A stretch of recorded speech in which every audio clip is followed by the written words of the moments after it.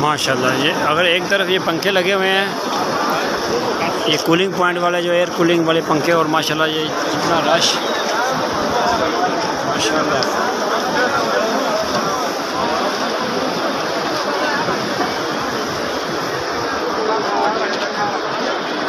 माशाल्लाह रौनक़ बहाल। बिस्मिल्लाह।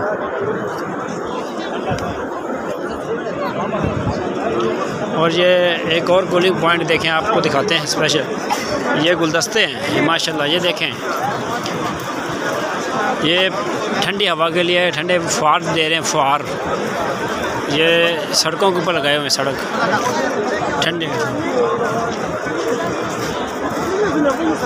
ये सड़क के ऊपर आप जो हाजी जा रहे होते हैं अपने आमदरफ्त के लिए पैदल, उनके लिए ये फ़ैन भी लगे हुए हैं दीवारों के साथ।